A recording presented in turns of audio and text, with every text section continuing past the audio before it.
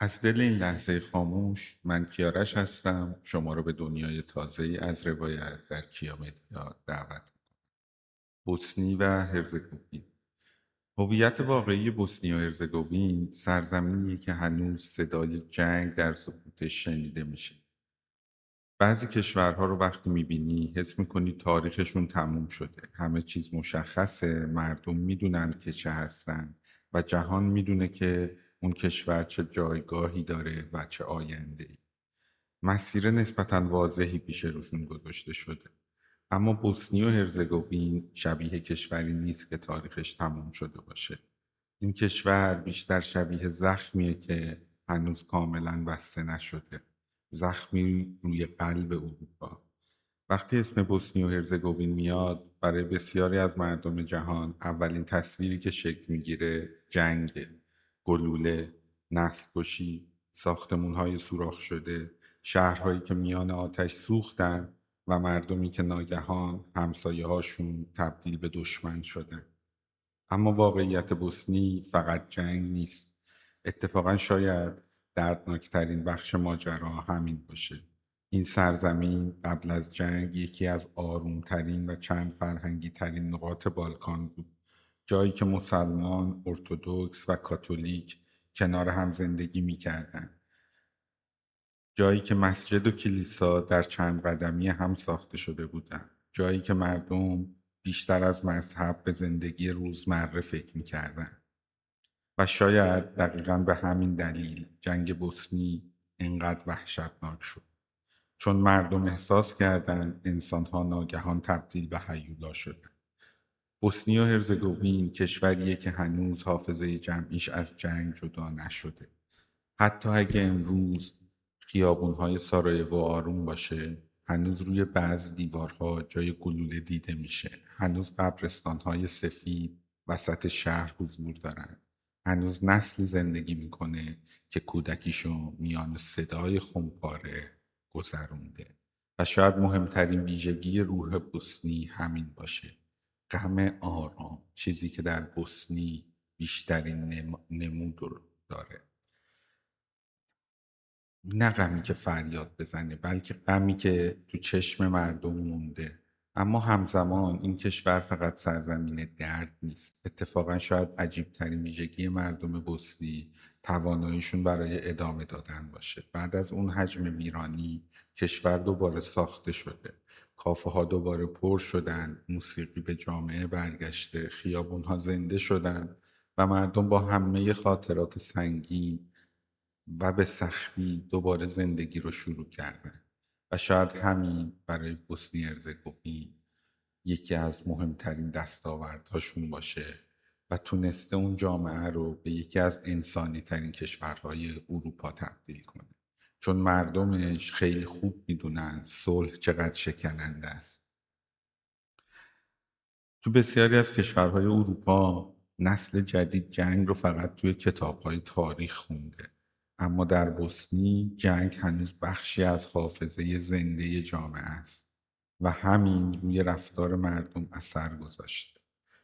بوسنیایی ها معمولاً عمیق‌تر، احساسی‌تر و محتاط‌تر از چیزی هستند که توی نگاه اول دیده میشه. لبخند میزنن، شوخی میکنن، قهوه میخورن و زندگی میکنن. اما زیر اون آرامش نوعی اندوه تاریخی حضور داره که کاملا حس میشه. شاید چون این کشور بارها میان شرق و غرب گیر افتاده. نه کاملا اروپای غربیه، نه خاورمیانه است، نه عثمانیه، نه اسلاو خالصه. بوسنی و هرزگوین ترکیبی عجیب از همه اینهاست. در معماری شهرها میتونید رد امپراتوری عثمانی رو ببینید و هم میتونید رد امپراتوری اتریش رو ببینید. در غذاها در بالکان بسیار بوی ترکیبی میاد، یعنی از تمام قسمت‌های جهان انگار اونجا حضور دارن و نماینده دارن. توی موسیقی هم غم شرقی شنیده میشه، هم روح اروپایی و شاید همین این کشور رو خاص کرد. بوسنی و هرزگوین فقط یک کشور نیست، مرز میون چند جهانه. و همین موقعیت همیشه براش دردسر ساخته. قدرت‌های بزرگ بارها روی این سرزمین جنگیدن، امپراتوری‌ها اومدن و رفتن، ملت‌ها تغییر کردن و مرزها جابجا شدن و مردم بوسنی همیشه وسط این طوفان‌ها زندگی کردن. شاید به همین دلیل مردم این کشور خیلی زود میفهمند آرامش چیزی دائمی نیست و شاید همین باعث شده زندگی رو عمیق‌تر حس کنن. در سارایوو بعضی کافه ها فقط کافه نیستن، پناهگاه حافظند. خیابون ها فقط خیابون نیستن، بخشی از تاریخ زنده رو به چشم مردم بوسنی هستن. حتی رودخونه ها هم انگار چیزی از گذشته با خودشون حمل میکنن. و شاید هیچ کشوری در اروپا به اندازه بوسنی و هرزگوین انقدر واضح نشون نداده که انسان چقدر هم میتونه ویران کننده باشه و هم چقدر میتونه سازنده باشه. بوسنی کشوریه که هنوز کامل خوب نشده اما هنوز زنده است. جغرافیا و موقعیت استراتژیک. بوسنی کشوریه که میان کوهها پنهان شده و میان قدرت‌ها گیر افتاده. اگه از بالا به نقشه بوسنی نگاه کنی، شاید در نگاه اول چیز خاصی نبینی. نه کشور بسیار بزرگیه، نه مرزهای عظیم داره، نه اقیانوس‌های مهم جهان از کنارش میگذره. اما تاریخ ثابت کرده بعضی کشورها نه به خاطر اندازشون بلکه به خاطر جایگاهشون مهم میشن. و بوسنی دقیقا یکی از همین کشورهاست. این کشور در قلب منطقه بالکان قرار گرفته، جایی که قرنها محل برخورد تمدنها، مذهبها، ارتشها و امپراتوریها بوده. اروپا در اینجا دیگه شبیه اروپای آرام و منظم غرب نیست. اینجا اروپا زخمی تر، پیچیده تر و احساسی تر میشه و شاید مهمترین دلیلش همین جغرافیاست. بوسنی و هرزگوین میون کوهستان‌های سخت و دره‌های عمیق شکل گرفته. بخش بزرگی از کشور رو کوه‌ها پوشوندن. کوه‌هایی که هم محافظ بودن و هم زندان. در طول تاریخ همین کوهستان‌ها باعث شدن مردم بوسنی مدت‌ها هویت خودشون رو حفظ کنن. اما همزمان همین جغرافیای سخت توسعه کشور رو دشوار کرد. حتی امروز هم وقتی در جاده های بوسنی حرکت میکنی حس میکنی طبیعت هنوز کنترل کاملی به انسان نداره. جاده ها پیچ میخورن، کوها ناگهان مقابل ظاهر میشن و بعضی وقتا همه چیز رو میبلن. و شاید همین طبیعت بخشی از روحیه مردم رو ساخته، سخت، مقاوم و عادت کرده به بقا. اما موقعیت واقعی بوسنی فقط در کوه‌ها نیست. این کشور دقیقا در مرزی قرار گرفت که قرنها میان شرق و غرب کشیده شده بود. اینجا جایی بود که امپراتوری عثمانی به اروپا رسید، جایی که اسلام وارد قلب بالکان شد و جایی که بعدها امپراتوری اتریش و قدرت‌های اروپایی تلاش کردند دوباره کنترل منطقه رو به دست بگیرن. یعنی بوسنی فقط یک کشور نبود، خط تماس مستقیم دو جهان بود و همین هویت اونها رو برای همیشه پیچیده کرد. در یک خیابان ممکنه صدای اذان شنیده بشه و چند قدم اون طرفتر ناقوس کلیسا و کمی دورتر کلیسای ارتدوکس. و شاید هیچ نقطه‌ای در اروپا انقدر واضح نشون نده که تمدن چطور میتونه همزمان کنار هم زندگی کنه و همزمان وارد جنگ بشه. اما موقعیت جغرافیای بوسنی فقط فرهنگی نبود، نظامی هم بود. در طول تاریخ هر قدرتی میخواست بالکان رو کنترل کنه مجبور بود به بوسنی نگاه کنه. برای عثمانی ها اینجا دروازه ورود به اروپای مرکزی بود. برای اتریش منطقه حیاتی برای جلوگیری از نفوذ شرق محسوب میشد. و برای و بعدها در جنگ یوگسلاوی همین موقعیت باعث شد بوسنی تبدیل شه به یکی از خونین ترین میدانهای جنگ در اروپای امروز. چون این سرزمین وسط همه چیز قرار داشت و شاید مردم بوسنی بیشتر از هر ملت دیگه‌ای در اروپا بهای قرار گرفتن میون قدرت‌ها رو پرداختن. حتی امروز هم بوسنی و هرزگوین هنوز میون چند جهان مختلف گیر کرده از یه طرف بخشی از اروپا محسوب میشه و آرزوی پیوستن کامل به اتحادیه اروپا رو داره، از طرف دیگه هنوز درد عمیق عثمانی و جهان اسلام توی فرهنگش باقی مونده و همین باعث شده کشور هویتی داشته باشه که برای بسیاری از اروپایی ها عجیبه. در سارایوو بعضی وقتا حس میکنی همزمان در خاورمیانه و اروپا قدم میزنی. قهوه‌خانه های شرقی کنار ساختمون های اتریشی، کوچه های عثمانی کنار معماری اروپای مرکزی، همه با هم بوسنی رو هم زیبا کرده و شاید هم دردناک. کشوری که هیچ وقت کامل متعلق به یک جهان نبود. اما جغرافیای بوسنی یک ویژگی مهم دیگه هم داره: رودخانه ها. رودهایی که از دل کوهستان عبور میکنن و شهرها رو شکل دادن. اینها بخشی از حافظه تاریخی کشور. بعضی از تلخترین صحنه های جنگ کنار همین رودخانه ها اتفاق افتاده.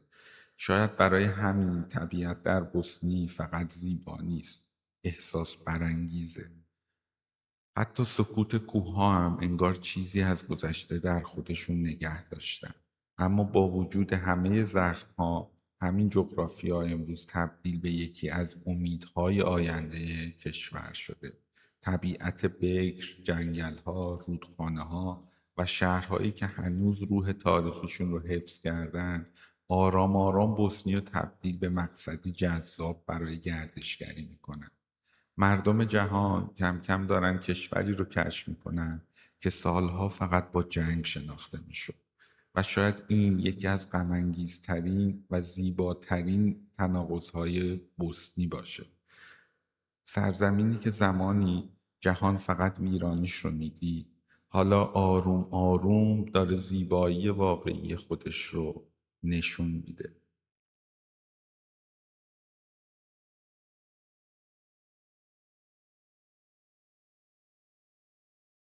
تاریخ شکلگیری بوسنی و هرزگوین، سرزمینی که تاریخ هیچ وقت به اون آرامش نداد. بعضی کشورها تاریخ مشخص و مستقیمی دارن. از یه نقطه شروع میشن، آروم رشد میکنن و هویتشون رو کم کم شکل میدن. اما تاریخ بوسنی و هرزگوین بیشتر شبیه موجی از سقوط و برخاستن. سرزمینی که انگار همیشه کسی بیرون از اون درباره سرنوشتش تصمیم گرفته و شاید به همین دلیل مردم بوسنی هنوز هم نسبت به واژه امنیت حساسن، چون تاریخ براشون پر از لحظه هایی بوده که همه چیز ناگهان فرو پاشیده. سالها قبل از شکل‌گیری کشورهای مدرن، منطقه بوسنی محل زندگی اقوام اسلاو، مردمانی که آرام آرام در دل کوهستانها و دره‌های بالکان ساکن شدند. اما موقعیت جغرافیایی منطقه باعث شد خیلی زود قدرت‌های مختلف به این سرزمین علاقمند بشن. امپراتوری‌ها یکی پس از دیگری اومدن و وارد این منطقه شدن. رومی‌ها، بیزانسی‌ها، مجارها، عثمانی‌ها، اتریشی‌ها و هر کدوم از اونا بخشی از هویت بوسنی رو تغییر دادن. اما شاید مهمترین نقطه عطف تاریخ بوسنی ورود امپراتوری عثمانی بود. وقتی عثمانی ها در قرن 15 وارد منطقه شدند، بوسنی برای همیشه تغییر کرد. اسلام وارد بالکان شد، مسجدها ساخته شد، فرهنگ شرقی آروم آروم وارد زندگی مردم شد و بوسنی تبدیل شد به یکی از خاصترین نقاط اروپا، جایی که اسلام و فرهنگ اسلامی کنار هم زندگی می‌کردند. و شاید همین اتفاق بعدها سرنوشت این کشور رو پیچیده و تلخ کرد، چون بوسنی دیگه فقط یه منطقه جغرافیایی نبود، تبدیل شده بود به مرز فرهنگی شرق و غرب. در دوره عثمانی شهرهایی مثل سارایوو رشد کردند. بازارها، حمامها، پلها و معماری شرقی چهره کشور را دگرگون کرد. حتی امروز هم وقتی در بخش قدیمی سارایوو قدم میزنی، رد اون دوران رو کاملا حس میکنی. اما هیچ امپراتوری ابدی نیست. در قرن 19 عثمانی آرام آرام ضعیف شد و اتریش مجارستان کنترل بوسنی رو به دست گرفت و اینجا کشور دوباره وارد هویتی تازه شد. ساختمان‌های اروپایی ساخته شد، خیابون‌ها تغییر کرد و فرهنگ اروپای مرکزی وارد بوسنی شد. اما زیر این تغییرات تنش‌ها آروم آروم در حال رشد بود. قومیت‌ها، مذهب‌ها، ملیگرایی کم کم تبدیل شدن به یک آتش زیر خاکستر و بعد اتفاقی افتاد که جهان رو تغییر داد. در سال 1914 در سارایوو ولیعهد اتریش ترور شد. یک ترور که جرقه جنگ جهانی اول رو زد. یعنی یکی از مهمترین جنگ‌های تاریخ بشر که از همین خیابون‌های سارایوو و از همین قلب بوسنی شروع شد. جنگی که پایه‌گذار جنگ جهانی دوم و بزرگترین درگیری جنگی در دوران معاصر بشر شد. شاید این بهترین توصیف برای تاریخ بوسنی باشه. کشوری کوچیک با تأثیر بسیار بزرگتر از اندازش. بعد از جنگ جهانی اول بوسنی بخشی از یوگسلاوی شد. کشوری که قرار بود ملت‌های مختلف بالکان و زیر یک پرچم کنار هم نگه داره و برای مدتی به نظر می رسید این پروژه موفق شده بود. در دوران یوگسلاوی بسیاری از مردم بوسنی زندگی نسبتاً آرومی داشتند. قومیت‌ها کنار هم بودند، ازدواج‌های بین مذهبی زیاد شده بود و نسل جدید بیشتر خودش رو یوگسلاو میدونست تا فقط مسلمان، سرب یا کروبا. اما زیر این آرامش اختلاف‌ها هنوز زنده بود و بعد از فروپاشی یوگسلاوی همه چیز منفجر شد. دهه 90 میلادی یکی از تاریک‌ترین دوره‌های تاریخ اروپا از بوسنی آغاز شد. جنگ بوسنی. همسایه‌ها مقابل هم قرار گرفتند، شهرها محاصره شدند، نسل کشی‌ها اتفاق افتاد و اروپا دوباره بعد از دهه‌ها صحنه قتل عام شد. نام سربرتینستا هنوز هم برای بسیاری از مردم جهان نماد وحشته. سربرنیتسا یکی از مهمترین اتفاقاتی بود که اروپای جدید تجربه کرد. هزاران انسان قتل عام شدند. اون هم در قلب اروپایی که تصور میکرد دیگه هرگز چنین چیزی رو نخواهد. و شاید دردناکترین بخش جنگ بوسنی همین بود. این جنگ میون آدم‌هایی اتفاق افتاد که سالها کنار هم زندگی کرده بودند. سربرنیتسا بعد از پایان جنگ به وجود نیومد. خودش اون جنگ رو به وجود آورد و خود اون جنگ بود که این هویت رو به اون بخشید. بعد از پایان جنگ کشور از نظر فیزیکی دوباره ساخته شد، اما روح جامعه هنوز کاملا ترمیم نشده. امروز بوسنی و هرزگوین کشوریه که صلح داره اما خاطره جنگ هنوز توی اون زندگی میکنه. نسلی وجود داره که کودکیش رو زیر گلوله گذرونده، نسلی که هنوز صدای آژیرها رو فراموش نکرده و شاید برای همین مردم بوسنی بهتر از خیلی از ملت‌های جهان میفهمند صلح چقدر ارزشمند و چقدر شکننده است. تاریخ بوسنی تاریخ مردمیه که بارها شکستند اما هر بار یه جوری بلند شد و شاید مهمترین بخش هویت واقعی این کشور همین موضوع باشه. مذهب و قومیت پیچیده ترین هویت اروپا رو توی بوسنی شکل داده. کشوری که مردمش همزمان شبیه هم هستند و همزمان شبیه هم نیستند. اگه کسی فقط ظاهر مردم بوسنی هرزگوین رو ببینه شاید اصلا متوجه تفاوت عمیق میان این افراد نشه.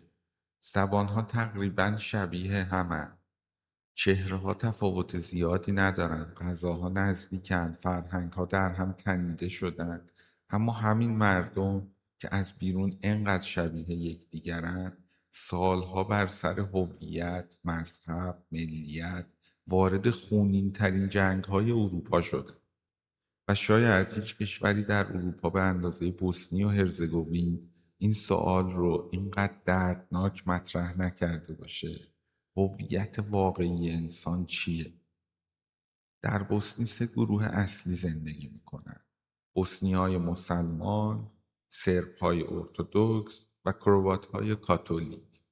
و عجیب ترین بخش ماجرا اینه که از نظر زبانی و قومی این مردم بسیار به هم نزدیکن، اما تاریخ مذهب رو تبدیل کرد به مرز میون اونها. وقتی عثمانی وارد منطقه شد، بخشی از مردم اسلام رو پذیرفتند، در حالی که دیگران مسیحی باقی موندند. و همین اتفاق بعدها تبدیل شد به یکی از مهمترین خطوط شکاف در بالکان. در طول قرنها مذهب فقط مسئله ایمان نبود، تبدیل شد به هویت سیاسی و هویت قومی و حتی امنیتی اون مردم.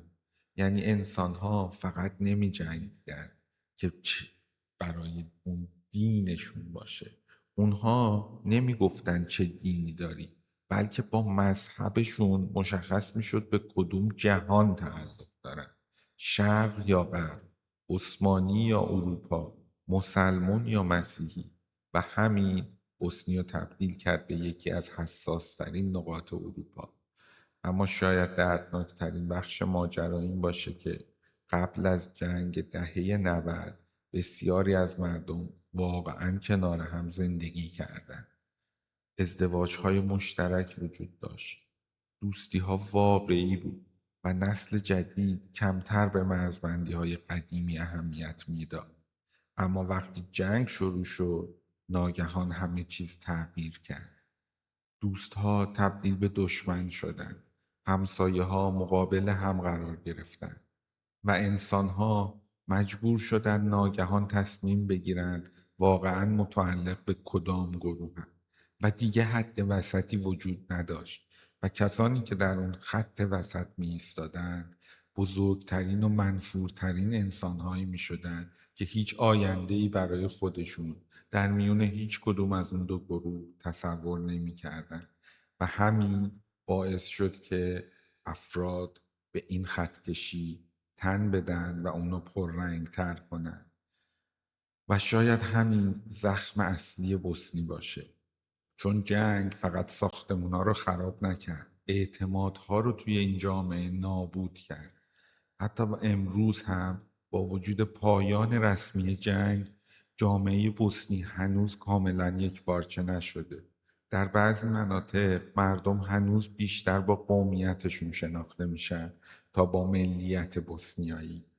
مدرسه ها، سیاست، رسانه و حتی حافظه تاریخی گاهی هنوز جدا از همدیگه تعریف میشه در بوسنی. و شاید عجیب ترین بخش کشور همین باشه: بوسنی و هرزگوین در اصل یک کشوره، اما درونش چند روایت مختلف از حقیقت وجود داره. هر گروه تاریخ رو کمی متفاوت تر از گروه دیگری تعریف میکنه. قهرمان ها و قربانی های خودشون رو هم دارن و همین ساختن آینده مشترک رو بسیار سخت کرده. اما با همه این زخم ها زندگیه که همچنان ادامه داره. در سارایوو هنوز مسجد و کلیسا کنار همن. در بعضی خیابونها صدای اذان و ناقوس همزمان شنیده میشه. و شاید همین مهمترین امید بوسنی باشه، اینکه با وجود تمام خونریزی ها مردم هنوز کامل از هم جدا نشدن. اما مذهب در بوسنی فقط مسئله سیاست و جنگ نیست. برای خیلی از مردم بخشی از زندگی روزمره و هویت خانوادگیشون شده. اسلام بوسنیایی معمولا آرامتر و اروپایی تر از تصویریه که بسیاری از مردم جهان از اسلام دارن. زنانی که روسری ندارن، کافه هایی که کنار مسجدها شلوغن، بارهایی که در دیوار به دیوار مسجد ساخته شدن و جامعه‌ای که تلاش میکنه میون سنت و مدرنیته تعادل برقرار کنه. و شاید همین بوسنی رو خاص‌تر کرده باشه. چون این کشور یکی از معدود نقاط اروپاست که اسلام قرنها بخشی طبیعی از هویت اون مردم شده. اونها مسلمونن اما نه مهاجرن نه تازه واردن، بلکه بخشی از تاریخ اروپا رو با همراه خودشون دارن. اما همزمان رد فرهنگ مسیحی و اروپای مرکزی هم کاملا واضح دیده میشه. کریسمس، کلیساها، معماری اتریشی و سنت‌های اسلامی هم بخشی از روح اصلی این کشورند و شاید هیچ جای دیگه‌ای در اروپا انقدر واضح نشون نده که هویت انسانی میتونه همزمان در چند لایه شکل بگیره. بوسنی و هرزگوین کشوریه که مردمش بارها تلاش کردن فقط یک چیز باشن و فقط دور یک المان متحد بشن، اما واقعیت همیشه پیچیده تر از این بود و شاید آینده این کشور دقیقاً به همین بستگی داشته باشه که آیا میتونن با وجود تفاوت‌ها دوباره کنار همدیگه زندگی کنن یا نه. سارایوو شهری که همزمان قلب، زخم و حافظه بوسنی رو تشکیل داده. بعضی شهرها فقط پایتختن، مرکز سیاست، اقتصاد یا جمعیت، اما بعضی شهرها بیشتر شبیه روح یک کشوره و سارایوو دقیقاً یکی از همون شهرهاست. اگه بخوای بوسنی و هرزگوین رو بفهمی باید در خیابونهای سارایوو قدم بزنی، چون تقریبا تمام تاریخ، درد، زیبایی و تناقض این کشور همزمان داخل همین شهر جمع شده. سارایوو شهریه که هم شرقیه، هم اروپاییه، هم زنده است، هم زخمیه، هم زیباست و هم غم عجیبی توش وجود داره. و شاید هیچ شهری در اروپا انقدر واضح نشون نده که تاریخ چطور میتونه روی دیوارها باقی بمونه. وقتی وارد بخش قدیمی شهر میشی ناگهان حس میکنی از اروپای مرکزی وارد بخش از خاورمیانه شد. بازارهای عثمانی، کوچه های سنگی، بوی قهوه، مسجدها و مغازه هایی که هنوز حال و هوای چند قرن قبل رو دارن. اما فقط چند خیابون اون طرفتر ساختمون‌های اتریشی و معماری اروپایی ظاهر میشه و همین شاید بهترین تعریف برای سارایوو باشه، شهری که میون دو جهان زندگی میکنه. سالها این شهر نماد همزیستی بود. مسلمان‌ها، سرب‌ها، کروات‌ها و یهودی‌ها کنار هم زندگی میکردند و برای مدت طولانی مردم باور داشتند سارایوو ثابت کرده انسان میتونه با تفاوت‌هاش کنار هم بمونه. اما بعد جنگ شروع شد و سارایوو تبدیل شد به یکی از غم‌انگیزترین تصویرهای قرن 20. محاصره سارایوو یکی از طولانی ترین محاصره های تاریخ مدرن بود. بیش از 3 سال. 3 سالی که مردم شهر زیر گلوله، خمپاره، تکتیرانداز و ترس شدید زندگی کردند. آب نبود، برق نبود، امنیت به هیچ عنوان وجود نداشت. اما زندگی به صورت عجیبی ادامه داشت. مردم وسط جنگ قهوه می‌خوردن، موسیقی گوش میدادن، حتی فیلم میدیدن و نمایش اجرا میکردن و این حیرت انگیز بود و سعی میکردن انسان باقی بمونن و زندگی کردن رو فراموش نکنن و شاید همین مهمترین چیزی باشه که سارایوو رو خاص میکنه. این شهر فقط درد و تجربه نکرد، مقاومت شدید انسانی رو به تصویر کشید. حتی امروز هم وقتی توی خیابونای شهر را میری جنگ هنوز حضور داره. روی بعضی دیوارها جای گلوله ها باقی مونده. قبرستون ها میون ساختمان های مسکونی دیده میشن و بعضی زمین ها هنوز نشانه انفجارها رو دارن. در سارایوو حافظه جنگ به هیچ عنوان پاک نشده و شاید مردم هم نمیخوان کاملا فراموش کنن، چون فراموش کردن براشون خطرناک به نظر میرسه. عجیبترین بخش شهر اینه که با وجود همه اون خاطرات هنوز زنده است و هنوز نفس میکشه.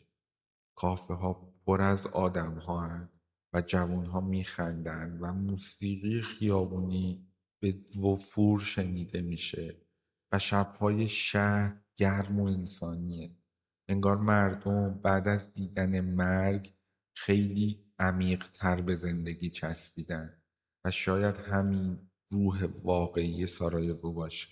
شهری که یاد گرفت حتی وسط ویرانی هنوز میشه انسان موند.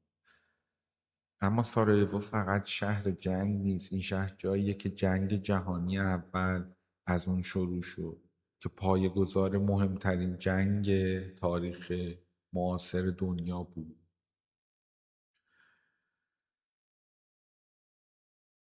این شهر باعث ترور ولیعهد اتریش در همین خیابون‌ها شد. حادثه‌ای که جهان رو وارد یکی از خونین‌ترین جنگ‌های تاریخ کرد. یعنی این شهر 2 بار تاریخ جهان رو تغییر داد. یک بار با آغاز جنگ جهانی اول و یک بار با جنگ بوسنی که اروپا رو مجبور کرد دوباره چهره تاریک خودش رو ببینه و شاید همین وزن عجیبی به سارایوو داده. این شهر فقط یک شهر نیست، بخشی از حافظه اصلی اروپاست. اما شاید زیباترین بخش سارایوو مردمش باشن. مردمی که یاد گرفتن همزمان با درد و زندگی کنار بیان. در چهره خیلی از آدمهای شهر نوعی غم آروم وجود داره، اما همزمان مهمون نوازی و گرمی هم به وضوح دیده میشه. شاید چون اونها خیلی خوب میدونن آرامش چیز ساده ای نیست و برای همین قهوه توی سارایوو فقط یه نوشیدنی نیست، نوعی مکث در برابر جهانه. نشستن، حرف زدن، نگاه کردن و زنده بودن چیزیه که برای اونا قهوه به ارمغان آورده. در شهری که مرگ رو از نزدیک دیده زندگی معنای خیلی متفاوتی داره برای مردم اون شهر نسبت به بقیه مردم جهان. و شاید سارایوو بیش از هر شهر دیگه ای توی اروپا ثابت میکنه که انسان حتی بعد از ویرانی کامل هم هنوز میتونه دوباره زندگی کنه و دوباره بسازه و هنوز میتونه به آینده امید داشته باشه. مردم بوسنی و هرزگوین نسلی هن که یاد گرفتن با زخم زندگی کنن. اگر بخوای فقط با آمار و اعداد مردم بوسنی و هرزگوین رو بشناسی احتمالاً هیچ وقت واقعا این کشور رو درک نمی‌کنی. چون روح بوسنی بیشتر از اون که در جمعیت و اقتصاد پنهان باشه توی رفتار آدماش زندگی میکنه. در نگاه اول مردم بوسنی شاید آروم و کمی سرد به نظر برسن، نه مثل بعضی ملت‌ها خیلی پر سر و صدا هستن، نه خیلی سریع احساساتشون رو نشون میدن. اما وقتی کمی بیشتر کنارشون بمونی متوجه میشی زیر این ظاهر آروم احساسات عمیقی جریان داره. شاید چون این مردم چیزی رو دیدن که نسل‌های زیادی تو اروپا هرگز تجربه نکردن. نسلی در بوسنی وجود داره که کودکیش رو در پناهگاه گذرونده، نسلی که مدرسه رفتن رو با صدای تیراندازی به یاد میاره، نسلی که یاد گرفت زندگی ممکنه در چند ساعت کاملا تغییر کنه و همین تجربه روی شخصیت جامعه اثر گذاشته. مردم بوسنی معمولا قدر لحظه های ساده رو بیشتر میدونن. نشستن در کافه، نوشیدن قهوه، حرف زدن طولانی با دوستان و وقت گذروندن با خانواده براشون فقط تفریح نیست، بخشی از معنای زندگیه. شاید چون اونها خیلی خوب میدونن آرامش چیزی تضمین شده نیست و شاید برای همین در فرهنگ بوسنی رابطه انسانی اهمیت عجیبی داره. توی بسیاری از شهرهای اروپا زندگی سریع و فردی شد، اما در بوسنی هنوز نوعی نزدیکی انسانی دیده میشه که در بعضی نقاط اروپا کمرنگ شد. مردم هنوز برای وقت گذروندن، گفتگوهای طولانی مهم، هنوز خانواده رو بخش اصلی زندگی محسوب میکنه و همین جامعه رو گرمتر کرد. اما همزمان نوعی اندوه و خاموشی هم توی رفتار خیلی از مردم بوسنی وجود داره. انگار جامعه هنوز کامل از گذشته عبور نکرده. در بعضی خانواده ها هنوز درباره جنگ خیلی کم صحبت میشه، نه چون فراموش شده بلکه چون دردش هنوز زنده است. خیلی از مردم عزیزاشون رو از دست دادن، بعضیا هنوز حتی قبر مشخصی برای اعضای خانوادهشون ندارن و این شاید باعث شده غم در بوسنی چیزی شخصی و عمیق باشه. اما با وجود تمام این زخم‌ها، مردم کشور کاملا تسلیم تلخی نشدند. اتفاقا یکی از عجیبترین ویژگی‌های جامعه بوسنی توانایی خندیدن بعد از فاجعه است. شوخی، موسیقی، مهمانی و جمع‌های دوستانه هنوز بخش مهمی از زندگی هست. انگار مردم برای زنده موندن یاد گرفتن همزمان با درد و شادی کنار هم زندگی کنن و شاید همین جامعه بوسنی رو کمی انسانی تر کرده. اما نسل جوان کشور دنیای متفاوتی رو تجربه میکنه. خیلی از جوانها دیگه فقط به گذشته فکر نمیکنن. اونا میخوان بخشی از اروپای مدرن باشن، سفر کنن، کار پیدا کنن، زندگی آرومتری داشته باشن و از فضای سنگین سیاسی فاصله بگیرن. اما مشکل اینجاست که کشور هنوز با بحرانهای اقتصادی و سیاسی واقعی دست و پنجه نرم میکنه. بیکاری، مهاجرت و ناامیدی باعث شده بسیاری از جوانهای بوسنی اونجا رو ترک کنن و این یکی از بزرگترین ترس‌های آینده کشوره. خالی شدن آرام نسل جوان. چون وقتی جوانها برن فقط جمعیت کم نمیشه، امید مهمترین چیزیه که کم میشه. با این حال هنوز خیلی ها موندن، آدم هایی که میخوان کشورشون رو دوباره بسازن و کسانی که باور دارن بوسنی فقط سرزمین جنگ نیست. و شاید همین امید آروم آروم مهمترین سرمایه واقعی مردم بوسنی باشه. توی خیابونای سارایوو میشه نسلی رو دید که با وجود تمام گذشته سنگین کشور هنوز تلاش میکنه عادی زندگی کنه و شاید این بزرگترین پیروزی یک جامعه بعد از جنگ باشه. اینکه انسانها با وجود همه چیز هنوز بخوان زندگی ادامه پیدا کنه.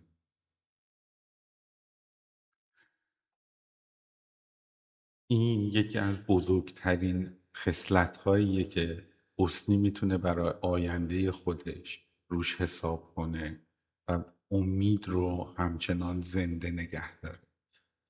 در بعضی موارد این موضوع خیلی میتونه شکننده باشه، ولی مهمترین چیز همونیه که خود امید داره براشون میسازه. دین، فرهنگ و سنت ها، سرزمینی که چند جهان مذهبی رو همزمان توی خودش نگه داشته. اگه بخوای روح واقعی بوسنی و هرزگوین رو بفهمی باید اول صدای شهرهاشو گوش بدی، چون در بعضی خیابونهای این کشور ممکنه همزمان صدای اذان و ناقوس کلیسا و آوازهای کلیسای ارتدوکس رو همزمان بشنوی و شاید هیچ چیز بهتر از این صداها هویت واقعی بوسنی رو توضیح نده. این کشور فقط محل زندگی یک قوم یا مذهب نیست. بوسنی و هرزگوین یکی از پیچیده ترین ترکیب های مذهبی و فرهنگی اروپا رو داره. تقریبا نیمی از جمعیت کشور رو مسلمانای بوسنیایی تشکیل میدن و بخش بزرگی از مردم مسیحی های ارتدوکس هستن و بخش دیگه‌ای کاتولیکن. و همین ترکیب قرنها هم زیبایی ساخته هم بحران به وجود آورده، چون بوسنی جایی بود که شرق و غرب واقعا کنار هم زندگی میکردن. اسلام در دوران عثمانی وارد این سرزمین شد و آرام آرام بخشی از هویت جامعه شد. اما برخلاف بسیاری از کشورهای اسلامی، بوسنی همیشه حالتی اروپایی داشت و اون حالت رو همیشه حفظ کرد. یعنی اسلام اینجا با فرهنگ بالکان ترکیب شد. برای همین فضای مذهبی بوسنی با خاورمیانه خیلی فرق داره. در سارایوو ممکنه زنی با پوشش اسلامی کنار کسی زندگی کنه که کاملا سبک زندگی اروپایی داره، بدون اون که تفاوت عجیب غریبی براشون به نظر برسه. و شاید همین مهمترین ویژگی فرهنگی بوسنی باشه، همزیستی تفاوت‌ها. البته این همزیستی همیشه آروم نموند. جنگ دهه 90 شکاف‌های مذهبی و قومی رو به خشونت تبدیل کرد و همین باعث شد مذهب که سالها بخشی عادی از هویت مردم بود، ناگهان تبدیل به مرز جنگ بشه. اما حتی بعد از اون همه خونریزی، جامعه دوباره یه جوری تلاش کرد کنار هم زندگی کنه و شاید این از عجیب ترین ویژگی های مردم بوسنی باشه، چون خیلی از خانواده ها هنوز خاطرات تلخ جنگ رو در ذهن دارن، اما باز هم کشور کامل تجزیه نشد. فرهنگ بوسنی فقط درباره مذهب نیست، فرهنگ این کشور ترکیبی از روح عثمانی، اروپای مرکزی و بالکان. در غذاها، موسیقی، لباسها، حتی سبک معاشرت مردم میشه رد همه این جهانها رو دید. مهمان نوازی توی فرهنگ مردم اهمیت زیادی داره. قهوه خوردن فقط نوشیدن قهوه نیست، نوعی مراسم اجتماعیه.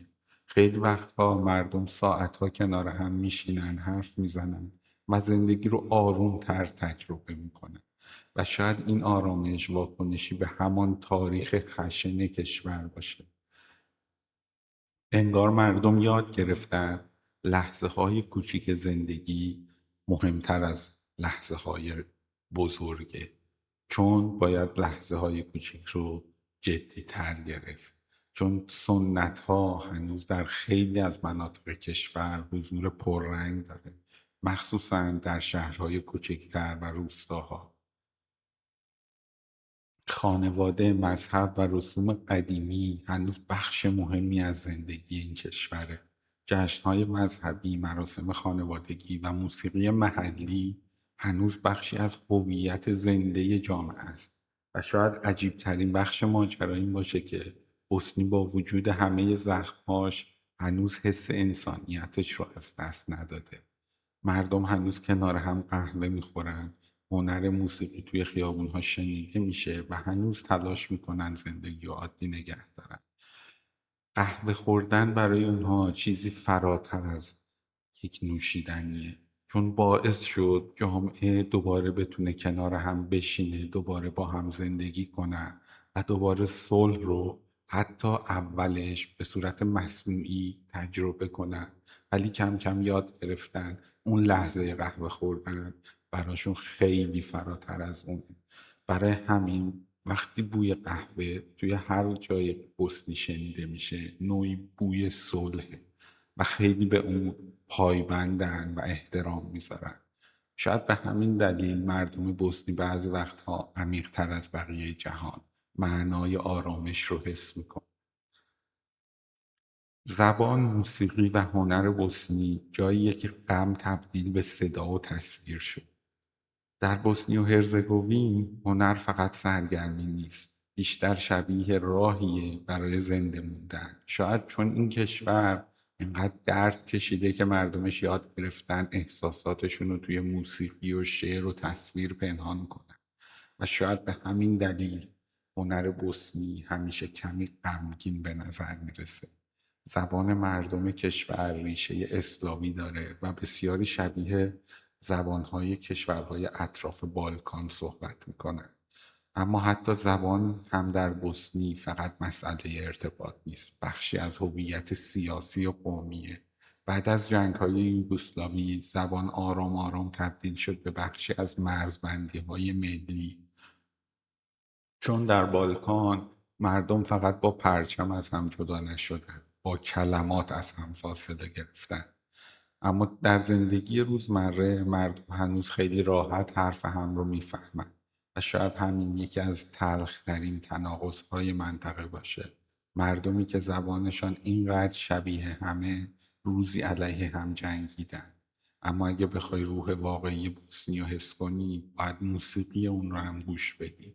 موسیقی سنتی بوسنی حالتی داره که انگار همزمان آرام و زخمیه. آهنگها اغلب درباره عشق، دوری، خاطره و اندوهن و شاید دلیلش این باشه که تاریخ کشور پر از جدایی و از دست دادن. بعضی صداها در موسیقی بوسنی هنوز رد عثمانی در خودشون دارن، نوعی غم شرقی که با روح اروپایی ترکیب شده و همین موسیقی بوسنی رو خیلی متفاوت کرده، نه کاملا شرقیه نه کاملا غربی. در کافه های سارایوو بعضی شبها هنوز موسیقی زنده شنیده میشه، موسیقی که بیشتر از اون که برای شادی باشه برای احساس به وجود اومده. از طریق همین موسیقی مردم یاد گرفتن درد قابل تحمل تر کنن. اما هنر بوسنی فقط موسیقی هم نیست، سینما هم نقش مهمی در روایت این کشور داشت. بعد از جنگ فیلمسازان بوسنیایی تلاش کردند جهان رو مجبور کنن فقط آمار جنگ رو نبینه، بلکه انسانهایی رو ببینه که زیر اون جنگ زندگی کردن و شاید به همین دلیل خیلی از فیلمهای بوسنی حس سنگینی داره، چون فقط درباره سیاست نیست، درباره انسانه، درباره ترس، حافظه و زندگی بعد از فاجعه. اما خیابون‌های کشور هم بخشی از هنر بوسنی هست. دیوارنگاری هایی که عکس‌های قدیمی، ساختمون‌های زخمی و قبرستون‌ها رو وسط شهر داره همه بخشی از تصویر هنری کشور شدن. در بوسنی گذشته هنوز از فضای شهر جدا نشده و شاید همین به هنر کشور عمق بیشتری داده، چون مردم چیزی رو روایت میکنن که واقعا تجربهش کردن. اما با وجود همه این غمها هنر در بوسنی فقط تاریک نیست. اتفاقا بعضی وقتها مردم با شوخی، طنز و موسیقی تلاش میکنن تلخی مقاومت رو بیشتر نکنن و بتونن یه جوری مبارزه کنن برای زنده موندن. توانایی خندیدن حتی بعد از اون همه درد شاید مهمترین ویژگی هنر بوسنی باشه. هیچ چیز بیش از حد مصنوعی یا نمایشی به نظر نمیرسه، چون این کشور هنوز اونقدر به زخماش نزدیکه که هنرش نمیتونه دروغ بگه و شاید به همین دلیل وقتی موسیقی یا فیلمی از بوسنی میبینی حس میکنی پشت اون زندگی واقعی جریان داره، نه فقط یک اجرا. شهرهای مهم و آب و هوای مناطق مختلف بوسنی، کشوری که شهرش حافظه جنگ و زندگی رو همزمان حمل میکنه. در بوسنی و هرزگوین شهرها فقط محل زندگی نیستن، هر شهر بخشی از تاریخ زخمی کشوره و شاید به همین دلیل وقتی خیابون‌های بوسنی رو نگاه میکنی حس میکنی شهرها فقط ساختمون نیستن، اونا خاطرن.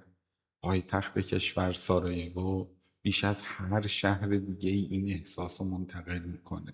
شهری که بارها میان شرق و غرب تعریف شد، شهری که روزی نماد همزیستی بود و بعد تبدیل شد به یکی از تلخ‌ترین تصویرهای جنگ اروپا. سارایوو عجیب ترین شهر بالکانه. در بعضی خیابوناش معماری عثمانی دیده میشه، در بعضی جاهاش ساختمونای اتریشی. انگار تاریخ همه لایه‌هاش رو روی این شهر رها کرد. اما با وجود همه زخم‌ها سارایوو سعی میکنه زنده بمونه. زندگی بعد از ویرانی برای سارایوو که فقط یک پایتخت سیاسی نیست، قلب حساس مردم اون کشور رو به تپش وامی داره. خیلی از مردم بوسنی هویت خودشون رو یه جورایی توی این شهر میبینن، چون سارایوو خلاصه ای از کل کشوره، چند فرهنگی، زخمی، زیبا و پیچیده. اما بوسنی فقط سارایوو نیست، شهر موستار یکی از معروفترین تصویرهای کشور رو توی خودش داره. پل تاریخی، که سالها نماد اتصال مردم بود و در جنگ نابود شد.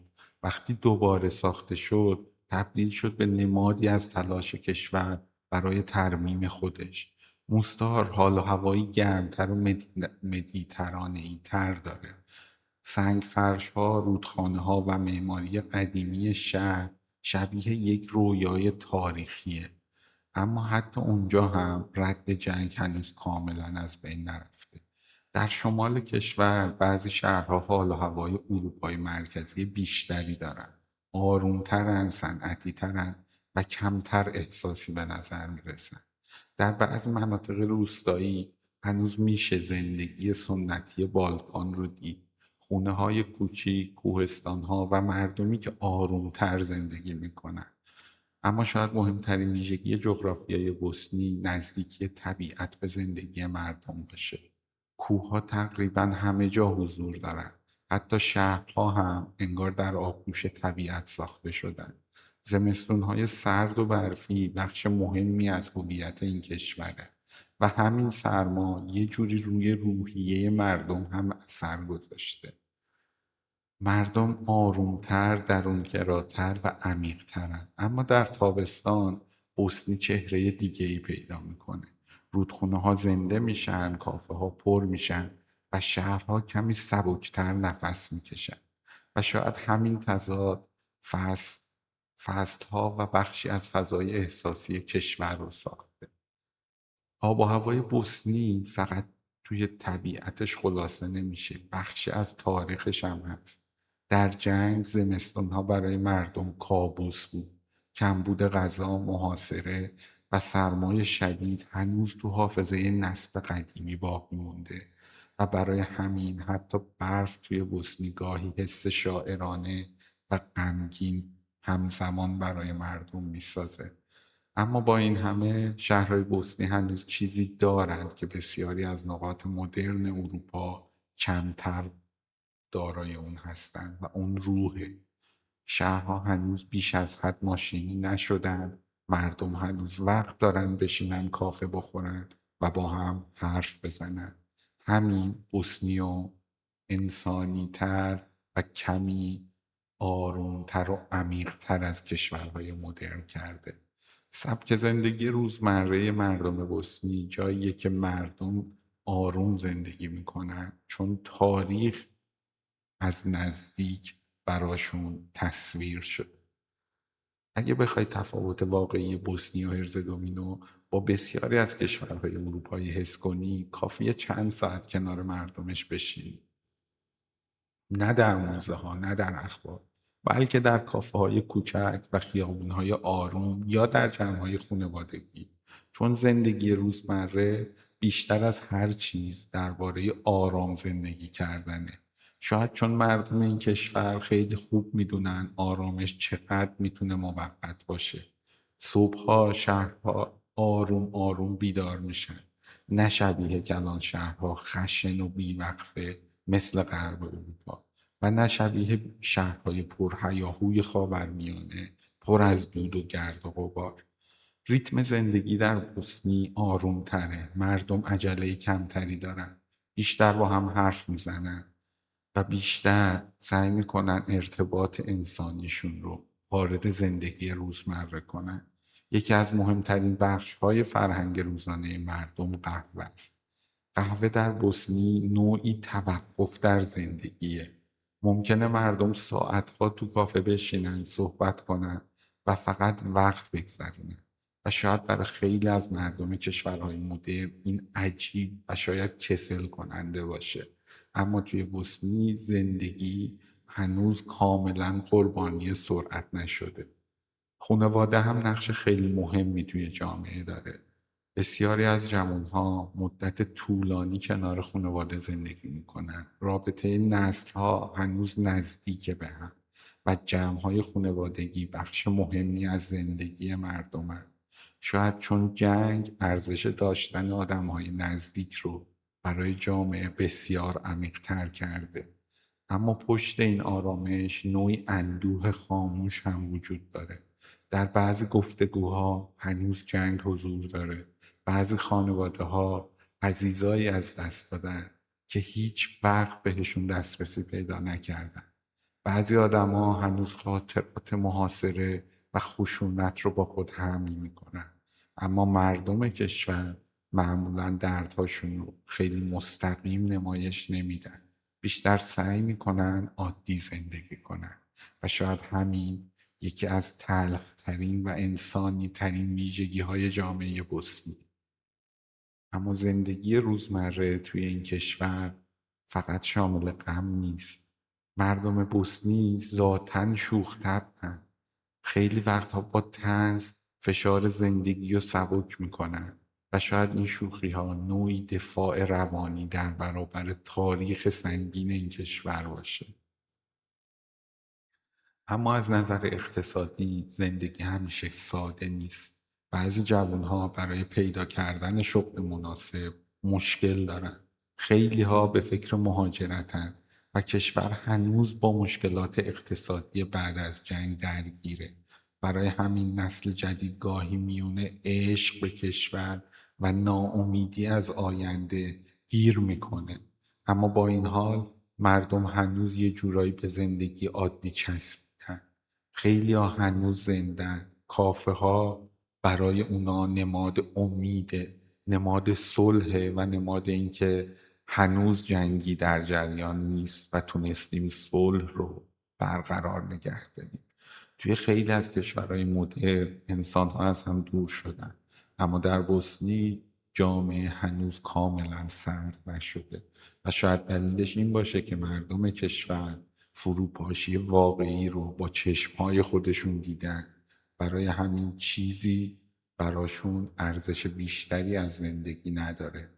یه قهوه طولانی، یه عصر آروم کنار خونواده یا فقط نشستن کنار یه رودخانه براشون مهمترین ویژگی زندگی کردنه. زندگی توی این کشور واقعی به نظر میرسه، کمتر مصنوعیه، کمتر نمایشیه و یه جورایی انسانی تره، چون مردمش بعد اون همه تاریکی قدر این آرامش های کوچیک رو میدونن و اونو به عنوان اصلی ترین روش زندگی کردن خودشون در نظر گرفتن.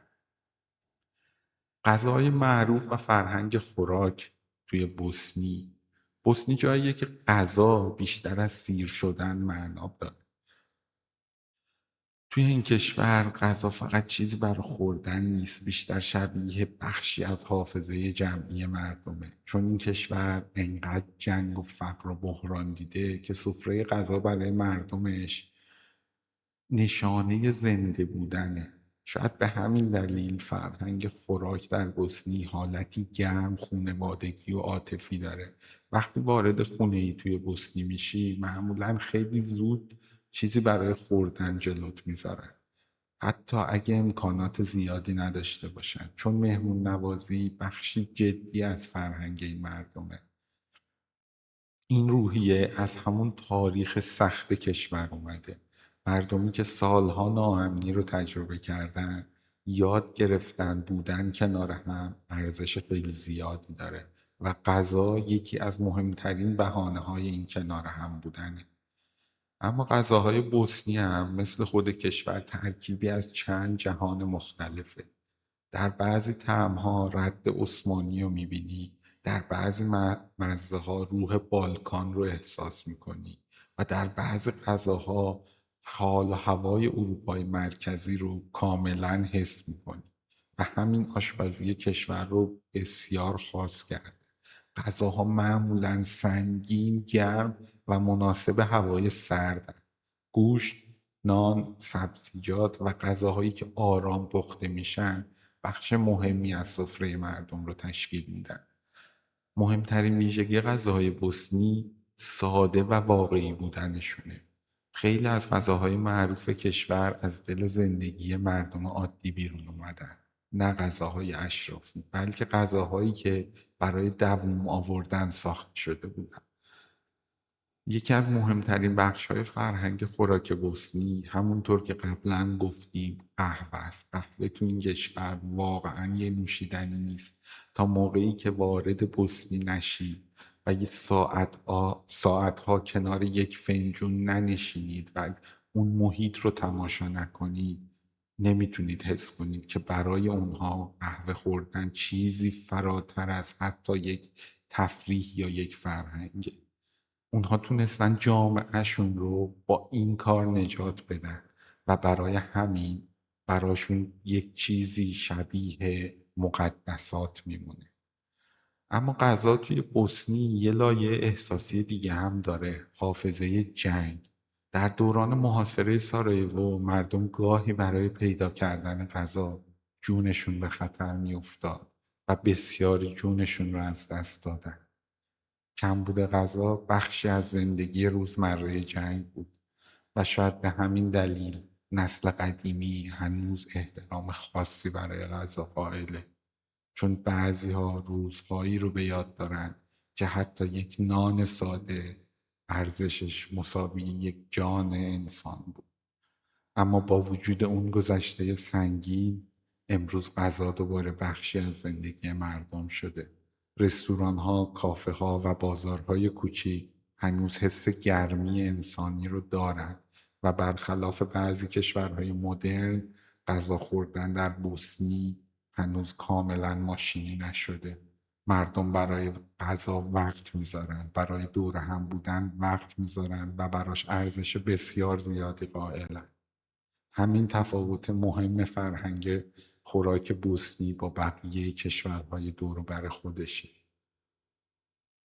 شاید زیباترین بخش ماجرا این باشه که غذا در بوسنی یه جورایی تبدیل به مقاومت در برابر فراموشی شده. مردم با حفظ دستورهای قدیمی، طعمهای خانوادگی و سنتهای آشپزی بخشی از هویت کشور رو زنده نگه داشتن. انگار هر غذا تکه‌ای از گذشته رو حمل میکنه. به همین دلیل غذا توی بوسنی فقط مزه نیست، بخشی از روح زخمی اما زنده این مردمه. اقتصاد، پول و طبقه اجتماعی توی بوسنی کشوری رو ساخته که هنوز در حال بازسازی خودشه. اگه فقط از دور به بوسنی نگاه کنیم ممکنه تصور کنیم جنگی که مدتها پیش تموم شده و کشور حال آروم و عادی داره زندگی میکنه دیگه تأثیری روی اون نداره. و این تا حدی درسته. خیابونها بازسازی شده، کافه ها برگشته، مردم دارن کار میکنن، زندگیشون رو به صورت عادی شروع کردن. اما زیر این ظاهر آروم اقتصاد کشور هنوز زخم‌های بسیار عمیقی رو حمل میکنه، چون جنگ فقط آدمها رو نکشت، اقتصاد، صنعت و آینده کشور رو هم ویران کرد. مهمترین ویژگی اقتصاد بوسنی همینه که کشوری که هنوز کامل از گذشته بیرون نیومده و امروز اقتصادی کوچیک و نسبتاً شکننده داره، آروم آروم باید رشد کنه. اما هنوز خیلی از مناطق کشور با بیکاری، رکود و بسیاری مشکلات دیگه دست و پنجه نرم میکنن، مخصوصا نسل جوان. خیلی از جوانها احساس میکنن آینده روشنی پیش روشون نیست و شاید به همین دلیل مهاجرت یکی از مهمترین واقعیت‌های جامعه شده. خیلی ها کشور رو ترک میکنن تا در اروپای غربی کار و زندگی بهتری پیدا کنن و این یکی از غم‌انگیزترین بحران‌های امروز بوسنی. کشوری که بعد جنگ دوباره ساخته شد اما حالا آروم آروم نیروی جوانش رو از دست میده. اما اقتصاد کشور فقط مشکل بیکاری رو نداره. ساختار سیاسی پیچیده بوسنی روی اقتصاد هم اثر گذاشته. سیستمی که بعد از جنگ ساخته شد تا تعادل قومی رو حفظ کنه، گاهی تصمیم گیری اقتصادی و بسیار پیچیده و سخت کرده و همین باعث شده توسعه کشور آهسته تر از چیزی باشه که خیلی امیدوار بودن. با وجود همه این مشکلات مردم یه جورایی زندگی رو جلو میبرن که کسب و کارهای کوچیک، کافه ها، مغازه ها و بازارهای بسیار کوچیک خانوادگی و کارهای محلی تبدیل به بخش مهمی از اقتصاد روزمره جامعه شده. شاید همین جامعه رو جوری نگه داشته که هنوز کاملا صنعتی و بیروح نشده. اما فاصله طبقاتی در کشور به وضوح دیده میشه. بعضی مناطق شهری مدرن‌تر و ثروتمندتر شدن، در حالی که بعضی شهرها هنوز آثار فقر بعد از جنگ کاملا مشابه دوران جنگ دیده میشه. تلخترین بخش ماجرا اینه که بعضی خانواده ها هنوز از کمک های مالی بستگانشون در خارج از کشور زندگی رو میگذرونن، چون مهاجرت فقط یک تصمیم شخصی نیست، تبدیل به بخشی از اقتصاد ملی شده. واحد پول کشور هنوز یکی از باثبات‌ترین بخش‌های اقتصادی بوسنی محسوب میشه. شاید چون مردم کشور بعد از اون همه بحران بیشتر از همه چیز به ثبات نیاز داشتن و ثبات در جامعه‌ای که جنگ رو تجربه کرده ارزش خیلی بزرگی داره. اما با همه این مشکلات حسنی آروم آروم داره خودش رو دوباره تعریف میکنه. گردشگری رشد کرده. مردم جهان کم کم زیبایی این کشور رو کشف میکنن و نسل جدید تلاش میکنه آینده متفاوتی بسازه، هرچند هنوز ناامیدی به صورت فراگیر وجود داره. مهمترین نکته درباره اقتصاد بوسنی اینه که این کشور زنده مونده، فقط زنده مونده.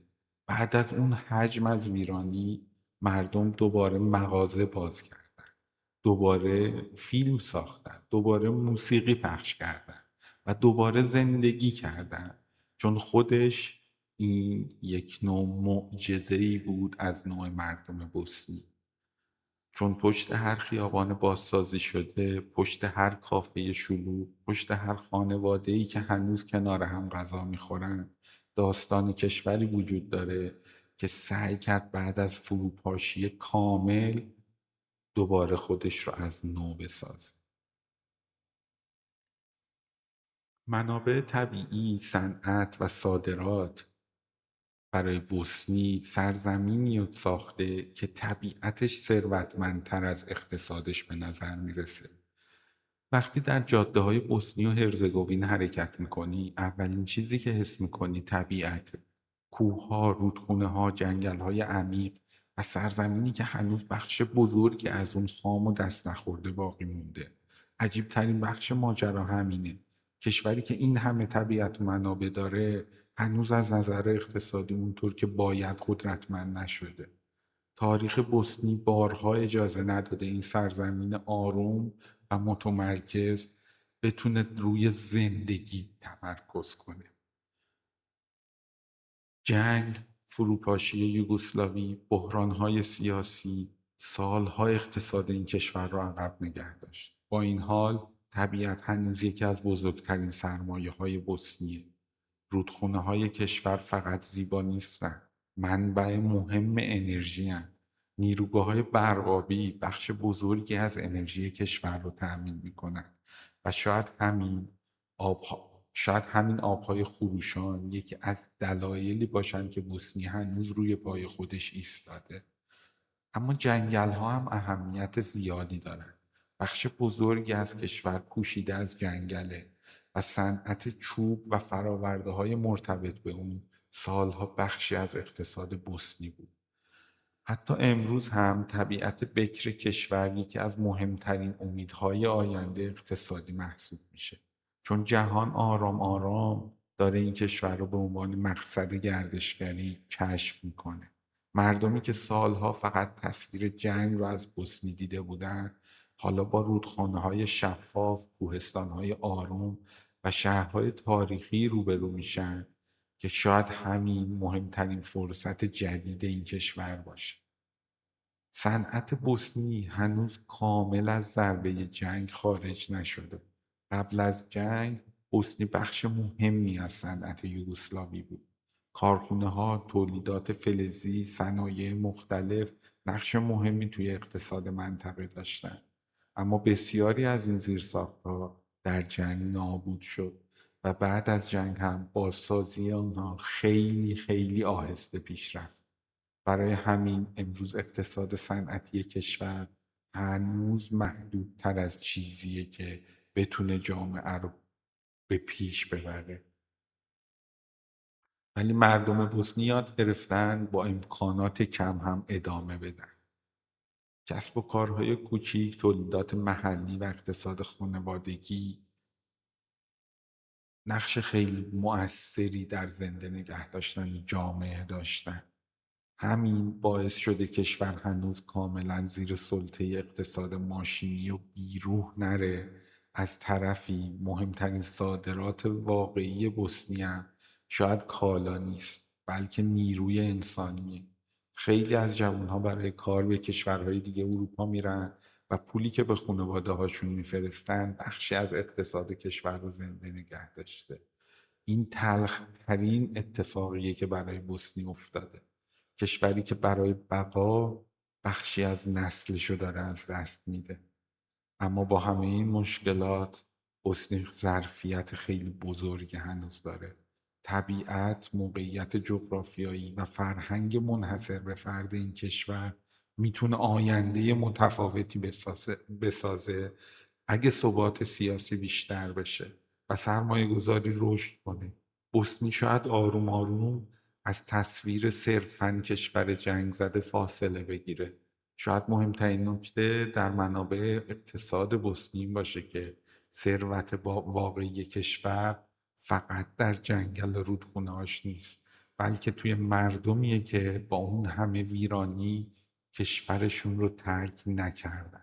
اونهایی که موندن، تلاش کردن و زندگی رو ادامه دادن و اونها میتونن به وسیله صنعت گردشگری کشور خودشون رو دوباره زنده کنن. چیزی که بوسنی رو میتونه نجات بده فقط صنعت گردشگریه.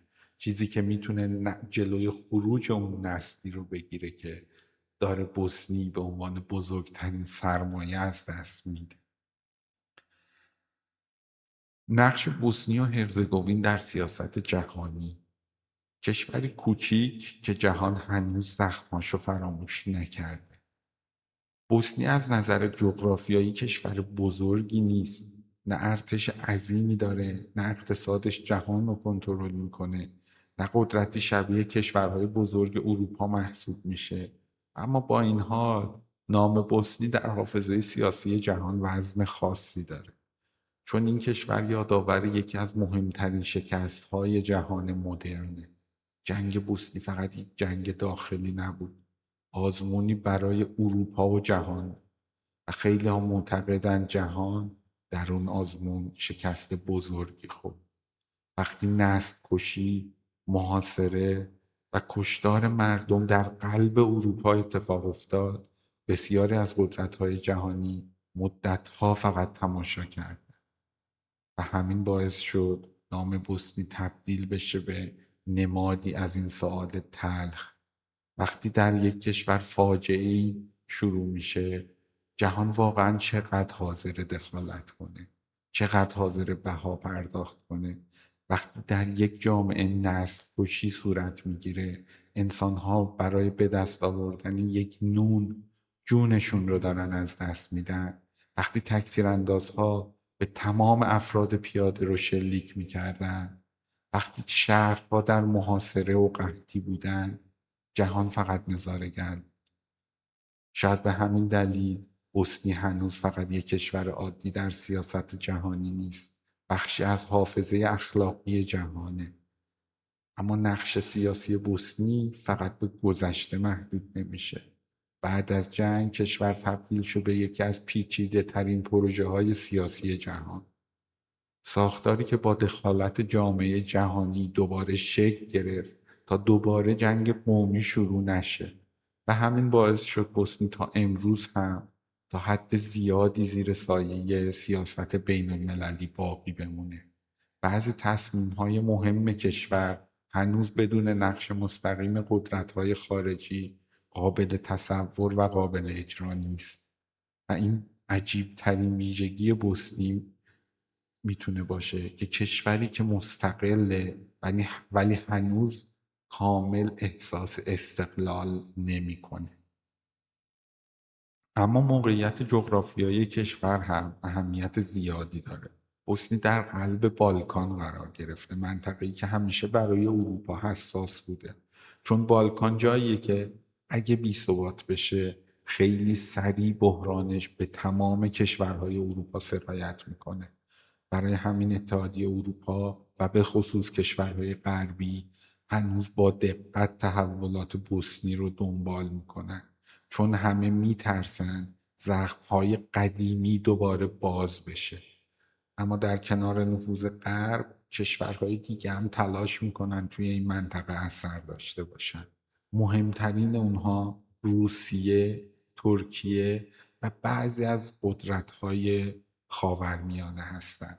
هر کدوم یه جورایی رابطه خاصی با بخشی از جامعه بوسنی برقرار کردن و همین کشور رو وارد بازی پیچیده نفوذ سیاسی کرده. ترکیه به دلیل میراث عثمانی و جمعیت مسلمان بوسنی نفوذ فرهنگی و احساسی خاصی توی بوسنی داره. روسیه هم بیشتر از طریق ارتباط با سرب‌های منطقه تلاش میکنه حضور خودش رو توی اون منطقه حفظ کنه و اروپا از طرفی دیگه میخواد بوسنی رو آروم آروم وارد ساختار اروپایی کنه. یعنی بوسنی هنوز هم مثل گذشته میان چند جهان مختلف قرار گرفته و شاید تاریخ کشور هنوز تمام نشده. با وجود همه این فشارها مردم بوسنی بیشتر از هر چیز از جنگ هستند. نسل جدید بیشتر از درگیری سیاسی دنبال زندگی عادیه، دنبال کار، آرامش، آینده و ثبات. شاید همین مهمترین امید واقعی کشور باشه، چون مردمی که جنگ رو از نزدیک دیدن معمولا بهتر از بقیه میفهمن صلح چقدر ارزش بالایی داره. اما جهان هنوز وقتی اسم بوسنی رو میشنوه ناخودآگاه به جنگ فکر میکنه و بزرگترین مبارزه سیاسی امروز کشور بوسنی تلاش برای اینه که فقط با گذشته دردناک خودش شناخته نشه، چون بوسنی فقط سرزمین جنگ نیست. کشوریه که هنوز تلاش میکنه بعد از فروپاشی دوباره معنای زندگی عادی رو پیدا کنه و اونو برای جهان ترجمه کنه. جنگ ها، بحران ها و تاریک ترین دوره های تاریخ بوسنی جاییه که همسایه ها ناگهان دشمن هم شده. اگه بخوای بوسنی و هرزگوین رو واقعا بفهمی نمیتونی از جنگ فرار کنی، چون این کشور هنوز زیر سایه جنگ زندگی کنه. نه فقط در سیاست، نه فقط در حافظه مردم، بلکه حتی در خیابونها. بعضی دیوارها هنوز جای گلوله داره. بعضی قبرستانها به قدری بزرگن که نیمی از مرکز شهر رو در بر گرفتن و بعضی آدمها هنوز کابوس دهه 90 رو فراموش نکردن. جنگ بوسنی یک درگیری نظامی ساده نبود، یکی از تلخ‌ترین فجایع انسانی اروپا بعد از جنگ جهانی دوم بود و دردناکترین بخش ماجرا این بود که قبل از جنگ مردم سالها کنار هم زندگی کرده بودن، همسایه بودن، دوست بودن و گاهی حتی خانواده هاشون با هم رفت آمد داشتن. اما ناگهان سیاست، ملیگرایی افراطی، ترس، اسلام همه چیز را تغییر داد. وقتی یوگسلاوی فروپاشید بالکان وارد آشوب شد و بوسنی تبدیل شد به یکی از خطرناکترین میدانهای جنگ منطقه، چون این کشور ترکیبی از قومیت‌ها و مذهب‌های مختلف بود و همین تنوع در فضای افراطی اون زمان تبدیل شد به بهانه جنگ. محاصره سارایوو یکی از تلخ‌ترین صحنه‌های دوران انسان معاصره. شهری که ماه‌ها زیر گلوله و خمپاره زندگی کرد. مردم برای غذا، آب، حتی عبور از خیابون جانشون را از دست میدادن. کودکانی که به مدرسه میرفتن صدای تیراندازی بخشی از زندگی روزمرهشون شده بود. بسیاری از کودکان هنگامی که به مدرسه میرفتن اگر 3 کودک همزمان میرفتن احتمال داشت 2 کودک یا 1 کودک به خانه برگردن، چون تک‌تیراندازها تحت هر شرایطی شلیک میکردن. و شاید همین دردناکترین بخش هر جنگی باشه، وقتی وحشت عادی شده بود تاریک ترین نام اون دوران رو سربرنیتسا نامیدن، جایی که هزاران مسلمان بوسنیایی قتل عام شده، فاجعه‌ای که جهان هنوز هم اون رو یکی از بزرگترین شکست‌های اخلاقی اروپا میدونه و شاید دردناکترین بخش ماجرا این بود که خیلی‌ها احساس کردن جهان مردم بوسنی رو تنها گذاشته، چون جامعه جهانی به مدت طولانی فقط تماشا کرد و همین زخمی ساخت که هنوز هم در حافظه مردم باقی مونده. اما جنگ فقط جان آدم‌ها رو نگرفت، اعتماد اونها رو نابود کرد. مردمی که سالها کنار هم زندگی کرده بودن ناگهان از همدیگه ترسیدن و شاید بازسازی این اعتماد سخت‌تر از بازسازی ساختمون‌ها و خیابون‌ها. اما حتی بعد از پایان جنگ هم بحران تموم نشد. کشور وارد دوره‌ای از بی‌ثباتی سیاسی، مشکلات اقتصادی و باز هم تنش‌های قومی شد و هنوز هم بعضی اختلاف‌های قدیمی کاملاً حل نشده. برای همین بوسنی گاهی شبیه کشوریه که جنگ توی اون تموم نشده، یه جورایی اثراتش هنوز زنده است. اما شاید عجیب ترین بخش ماجرا این باشه که مردم دوباره زندگی رو شروع کردن، ولی بزرگترین مقاومت اونها بود که این رو ساخت. اون مقاومت ادامه دادن بود. اما جنگ نسل مردم رو تغییر داد. خیلی ها زودتر پیر شدن. خیلی ها اعتمادشون رو برای همیشه به جهان از دست دادن. خیلی ها هنوز درباره گذشته سکوت میکن، چون بعضی دردها انقدر بزرگه که کلمات نمیتونه کامل توضیحشون بده و شاید به همین دلیل بوسنی هنوز حالتی غمگین داره. نه غمی که فریاد بزنه، بلکه غمی آروم، عمیق که در فضای کشور باقی مونده. مهمترین درس بوسنی برای جهان این بود که تمدن، صلح و انسانیت خیلی شکننده تر از چیزیه که مردم جهان تصور میکنه. معروفترین آدم های بوسنی چهرهایی هستند که تلاش کردن تصویر کشور رو از زیر سایه جنگ بیرون بیارن. بعضی کشورها چهره‌های مشهور زیادی دارن که جهان اونها رو با قدرت، ثروت یا موفقیت میشناسه. اما بوسنی و هرزگوین داستان متفاوتی داره. خیلی از آدم‌های معروف این کشور یه جورایی با درد، جنگ یا حافظه جمعی مردم گره خوردن. چون بوسنی کشوری نیست که تاریخش اجازه داده باشه آدم‌ها فقط معروف بشن. اغلب اونها تبدیل شدن به بخشی از روایت بقا. شاید یکی از مهمترین چهره‌های فرهنگی کشور امیر کوستریستا بود، فیلمساز بالکان، کارگردانی که فضای عجیب احساسی و آشوب زده بالکان رو وارد سینمای جهان کرد. فیلم‌های او فقط داستان نبود، حس زندگی در سرزمینی پر از تضاد. موسیقی، دیوانگی، عشق، هرج و مرج همه در آثارش کنار هم حضور داشت و شاید جهان از طریق همین فیلم ها برای اولین بار روح واقعی بالکان رو حس کرد. موسیقی هم بخشی از هویت جهانی این کشوره. خواننده ها، موسیقیدان ها اغلب نوعی غم آروم توی آثارشون دارن و انگار تاریخ کشور حتی وارد نوت‌ها و صداها هم شده. عجیب ترین بخش ماجرا اینه که خیلی از چهره‌های مشهور بوسنی نه به خاطر موفقیت بلکه به خاطر زنده ماندن شناخته شدن.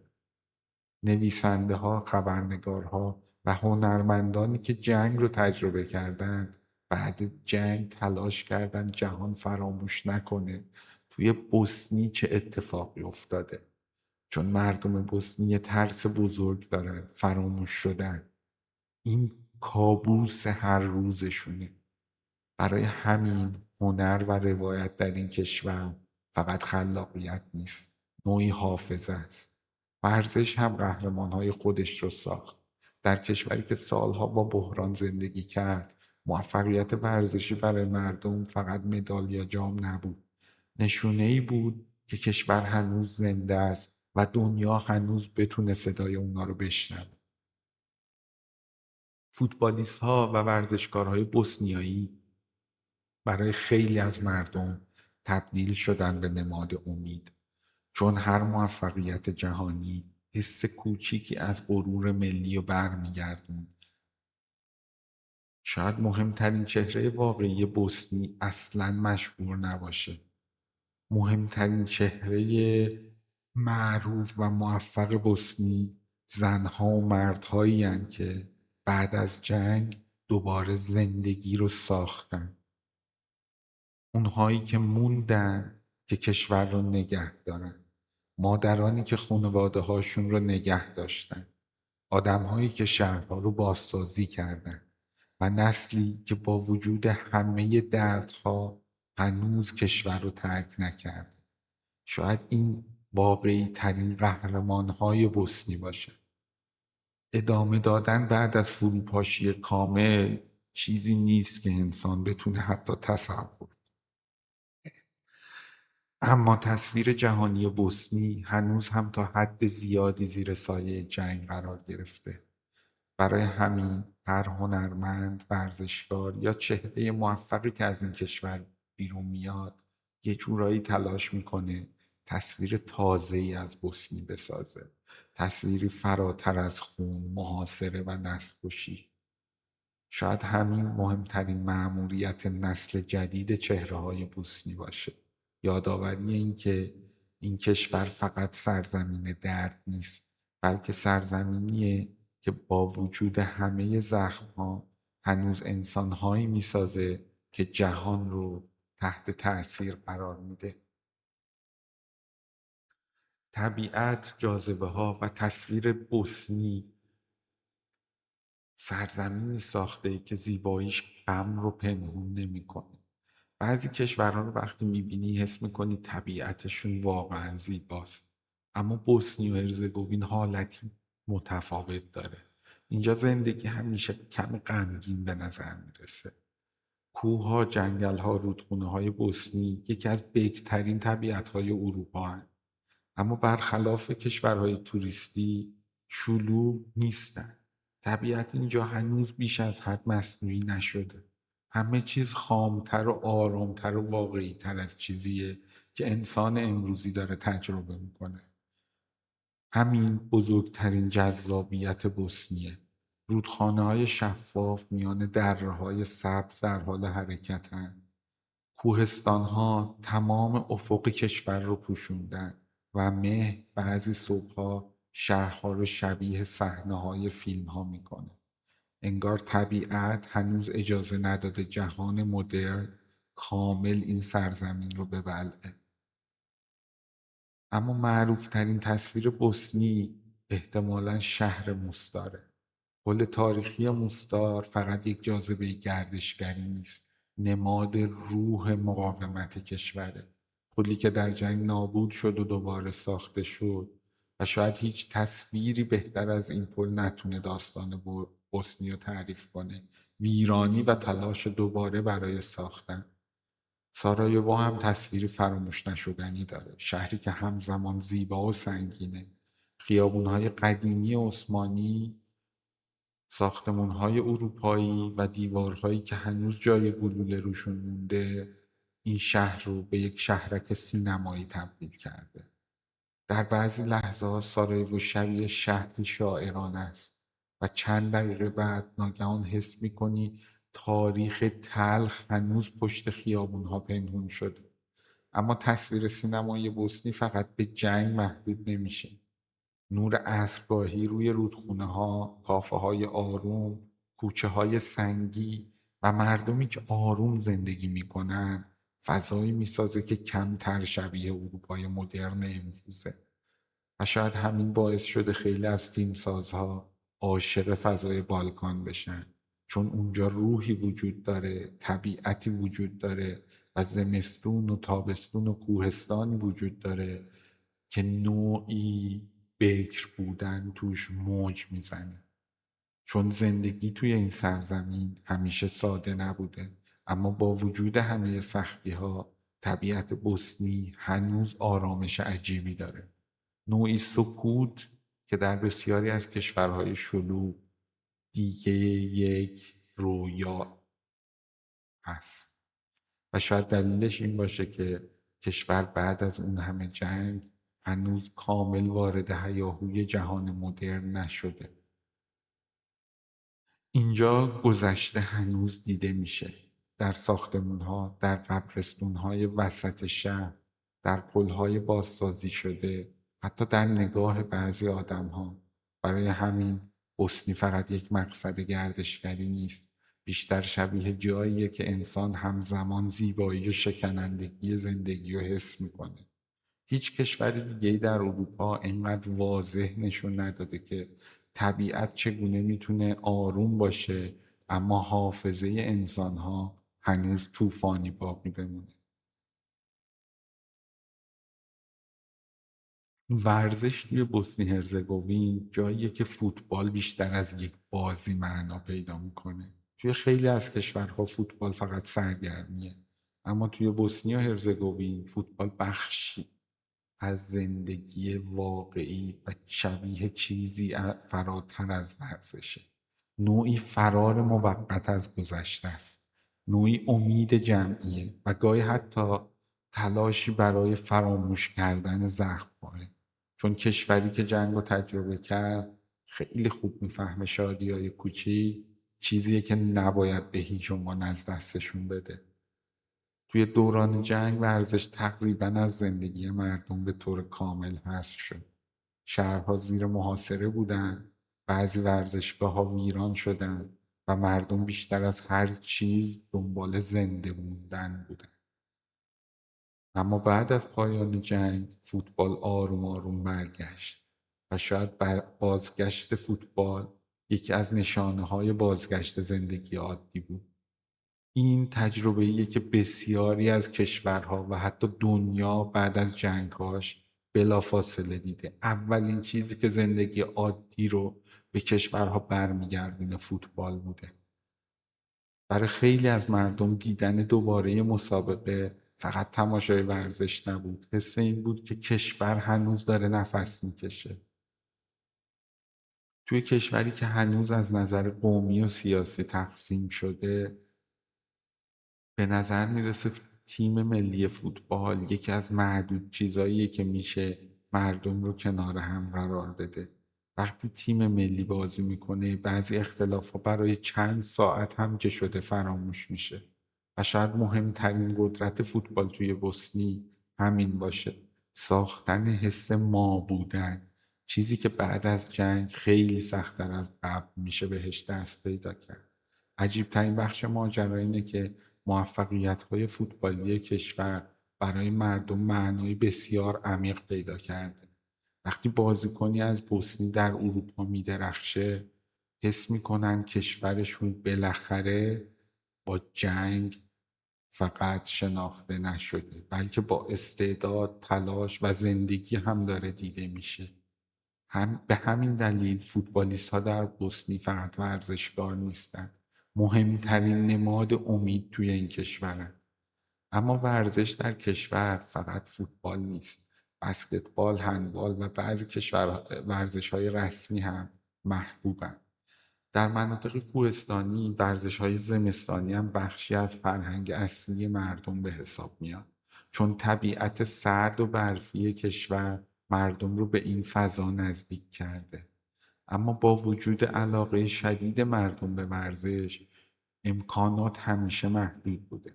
اقتصاد ضعیف و مشکلات بعد از جنگ باعث شده خیلی از استعدادها مجبور شن برای پیشرفت کشور رو ترک کنن. کشوری که استعداد داره اما همیشه فرصت کافی برای نگه داشتن اونها نداره. اما شاید مهمترین ویژگی ورزش توی بوسنی احساسی بودن اون باشه. وقتی مردم خوشحال میشن واقعا خوشحال میشن. وقتی شکست میخورن از ته دل ناراحت میشن، چون جامعه‌ای که این همه درد رو تجربه کرده احساساتش نسبت به زندگی خیلی عمیق تر از بقیه ملت ها شده. شاید به همین دلیل بعضی شب‌های فوتبالی توی بوسنی فقط مسابقه نیست، نوعی نفس کشیدن جامعه است. اما در نهایت ورزش این کشور فقط درباره برد و باخت نیست، بیشتر درباره اثبات زنده بودنه. این کشور که زمانی فقط تصویر جنگ بود، هنوز میتونه فریاد شادی، امید و هیجان رو توی ورزشگاهاش زنده نگه داره. تصویر بوسنی هرزگوین در جهان امروز جوریه که کشوریه که هنوز بسیاری اونو فقط با جنگ میشناسن. واقعیت اینه. اگر خارج از بوسنی زندگی کنی، اکثریت غالب مردم جهان همچین تصوری دارن. اگر از مردم کشورهای مختلف بپرسی اسم بوسنی و هرزگوین رو میشنوی چه چیزی به ذهنشون میاد، قطعا اولین پاسخ جنگه. گزینه‌های بعدی هم زیاد فرقی با اون نداره. محاصره سارایوو، ساختمان‌های سوراخ شده، نسل‌کشی سربرنیتسا، مردمی که در قلب اروپا ناگهان وارد جهنم شدن. اینها چیزاییه که میشنوی و شاید این بزرگترین تراژدی تصویری بوسنی باشه، چون جهان هنوز این کشور رو بیشتر با دردش میشناسه تا با زندگیش. در ذهن خیلی ها بوسنی هنوز کشوری زخمی و غمگینه، جایی که یه جورای جنگ هنوز تموم نشده و شاید تا حدی هم درسته، چون حافظه جنگ هنوز تو فضای این کشور به صورت ملموس حضور داره. اما مشکل اینجاست که تصویر جهانی بوسنی اغلب همونجا متوقف باقی مونده، در حالی که کشور خیلی پیچیده تر و انسانی تر از اون تصویر قدیمیه. بوسنی امروز فقط سرزمین جنگ دیگر نیست، کشوریه که با طبیعت حیرت انگیز، فرهنگ عمیق، مردمی احساسی و شهرهایی مثل سارایوو که یکی از خاصترین فضاهای اروپا رو دارن، آروم آروم باید چهره جدیدش کشف بشه. گردشگری که به بوسنی میتونه وارد بشه معمولاً میتونه این کشور رو زیر و رو کنه. گردشگری رو فرض کنیم که وارد بوسنی شده، تصویری متفاوت میبینه و برمیگرده. اونا انتظار کشوری سرد و تاریک رو دارن، اما با مردمی گرم، خیابونهای زنده و طبیعتی آروم روبرو میشن. و شاید همین مهمترین تضاد تصویر جهانی بوسنی باشه.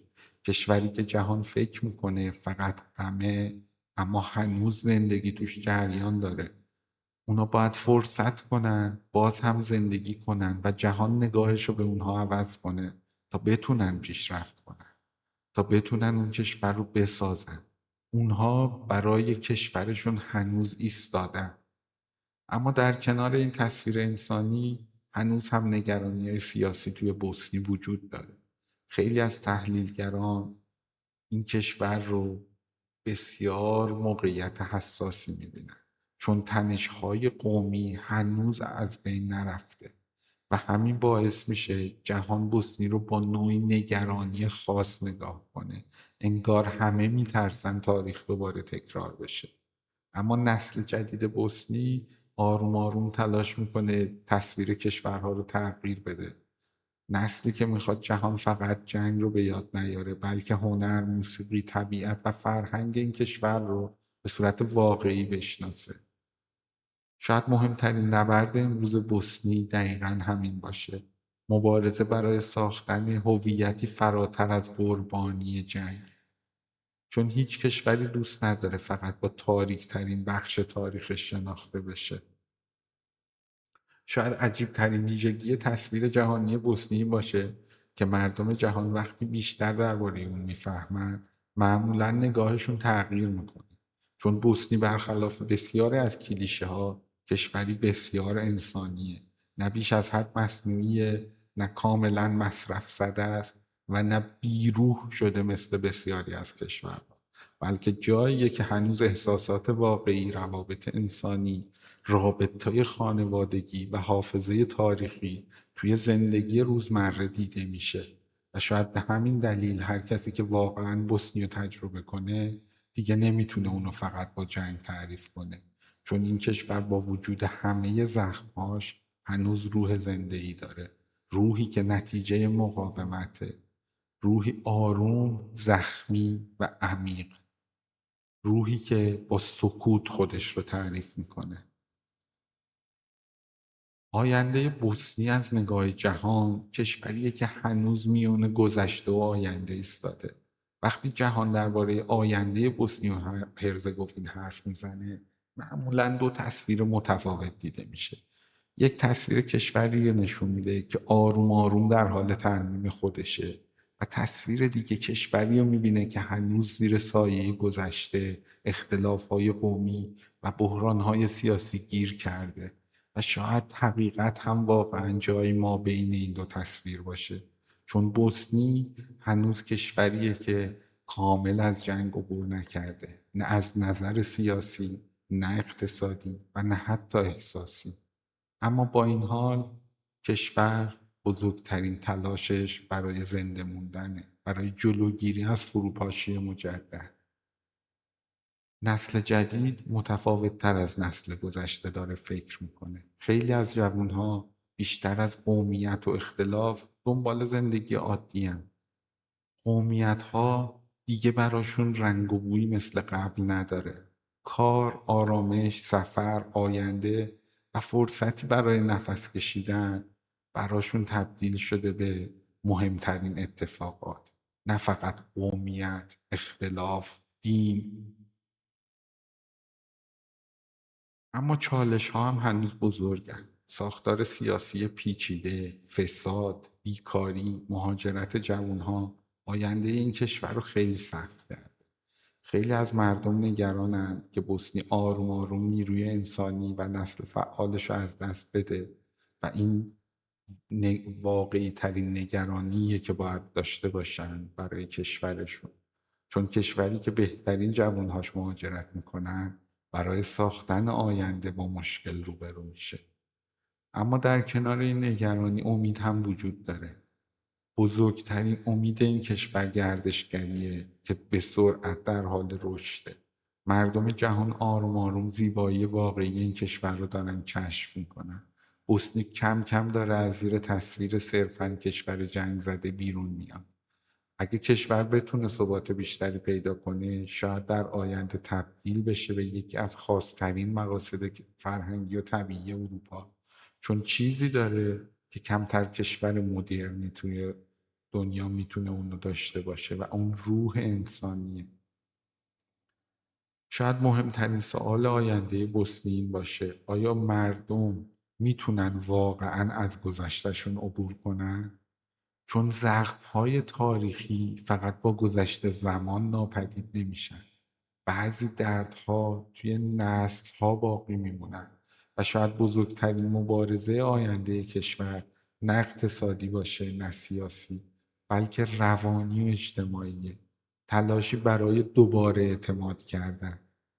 شاید همین که مردم بعد از اون همه خشونت هنوز کنار هم زندگی میکنن خودش نشونه ای از امید باشه، چون خیلی ها تصور میکنن بوسنی دیگه هرگز نمیتونه آروم بمونه، اما کشور یه جورایی برعکس اینو داره فریاد میزنه و شاید این مهمترین پیروزی واقعی بوسنی باشه. نه قدرت نظامی، نه ثروت بزرگ، بلکه توانایی ادامه دادن و یکی بودن بزرگترین چیزیه که میتونه اونها رو به سرمنزل مقصود برسونه. اما احتمالا جهان برای سالهای طولانی هنوز بوسنی رو با جنگ به یاد خواهد آورد و شاید مأموریت نسل جدید همین باشه که شروعش رو خودشون انجام دادن. اینکه ثابت کنن کشورشون فقط حافظه درد نیست، بلکه جاییه که انسانها برای بعد از تاریکی دوباره زندگی میسازن. و شاید در پایان واقعی ترین تصویر آینده بوسنی همین باشه: سرزمینی که هنوز کامل خوب نشده اما هنوز امید رو از دست نداده. سپاسگزارم که تا اینجا کنار ما باقی موندید. من کیارش هستم. اینجا کیامدیا بود. تا روایت بعد، بدرود.